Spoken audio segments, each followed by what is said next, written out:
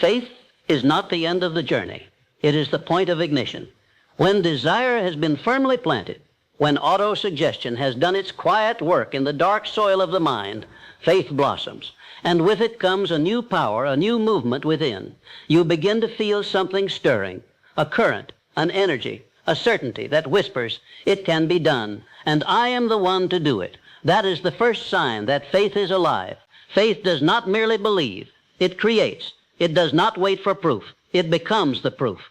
It is that sacred moment when your mind and your purpose become inseparable. And from this union, imagination awakens. The imaginative faculty of the mind is the workshop of all creation. It is here that faith takes on form. Here that unseen power begins to clothe itself in visible shape. When faith is complete, your thoughts no longer drift. They begin to organize.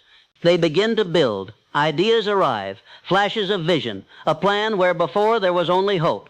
The mind that believes finds no rest in idleness. It seeks expression. It reaches out into the infinite and gathers materials with which to create. Every great inventor, every great leader, every true builder of destiny has passed through this stage. Faith first, then imagination, then the birth of a plan. This is not the shallow imagination of idle dreamers. It is not fancy or wishful thinking. It is imagination on fire with faith. It is the kind of creative vision that will keep you awake at night, the kind that will not let you rest until it takes shape. The difference between daydream and destiny is belief. The man who hopes to succeed may dream, but the man who believes he will succeed begins to construct. Faith supplies the blueprint. Imagination supplies the design.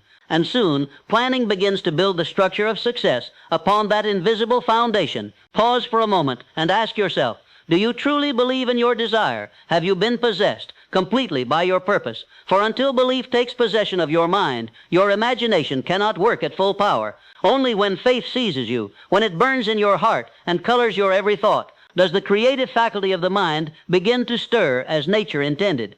That is the moment you step beyond wishing and enter into creation. You see, the human mind is both receiver and transmitter. Through desire and auto-suggestion, you send your purpose inward, impressing it upon the subconscious. Through faith and imagination, you receive the response, ideas, plans, flashes of insight that seem to come from nowhere, yet come from the deepest part of your being. The mind that is fully charged with faith becomes a magnet. It attracts the right ideas, the right people, the right circumstances, and the right timing. You begin to sense things before they occur. You feel guided, directed, led by something higher than logic, the infinite intelligence that speaks through imagination. This is not mere philosophy. It is law. It is the same law that turned the faith of Edison into electric light. The same law that turned Ford's persistence into an empire. The same law that lifted the Wright brothers above the ground when the world said flight was impossible. Faith is the mind's permission slip to infinite intelligence. When you believe deeply, you give the universe consent to assist you, and once faith is fixed, imagination becomes the means through which that assistance is received. Ideas are the language of infinite intelligence. They are its whisper, its way of saying, here is your next step. When faith vibrates at a high pitch, the mind becomes a clear channel for that whisper. When doubt enters, the signal weakens. When fear dominates, it fades entirely. Thus, the great task of every man or woman who seeks achievement is to keep their vibration of faith steady, to keep imagination clear, to let no unworthy thought cloud the creative current. From imagination comes the next great power, organized planning. This is where faith becomes tangible. Imagination gives you the vision. Planning gives you the method. It is here that the practical mind and the inspired mind meet. Faith may show you the mountain, but planning reveals the steps. Every successful enterprise, every empire, every monument to human progress was first built in this invisible workshop. Before a hand was raised, before a tool was lifted, there was a definite plan, and behind that plan, a definite belief.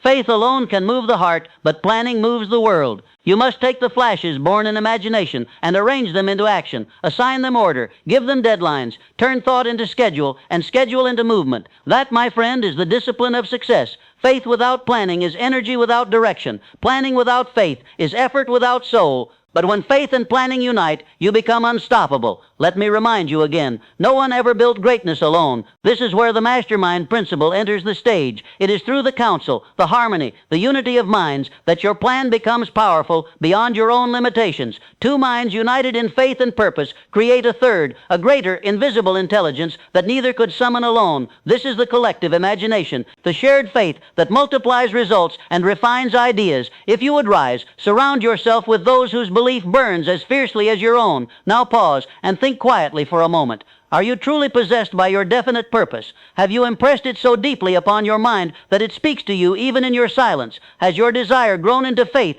and has your faith begun to form pictures of its own, clear and commanding in your imagination? If it has, you have already entered the realm where miracles begin. If it has not, begin again. Return to your desire. Strengthen it through repetition. Feed it with emotion. See it, feel it, speak it, until belief becomes certain. Then watch as faith awakens imagination, and imagination gives birth to plan, and plan calls forth action, and action brings you step by step to the fulfillment of your purpose. Faith, imagination, and planning. These three are the living trinity of achievement. Desire gives them birth. Auto-suggestion feeds them. Persistence sustains them. And infinite intelligence crowns them with success. The man who understands this cycle and applies it daily has found the master key to creation itself. For now, remember this. Faith is the cause. Imagination is the means. Planning is the path. Together, they make you a creator of destiny. And once a man learns he can create his destiny, he is never again content to merely wish. He begins to know. He begins to act. He begins to become.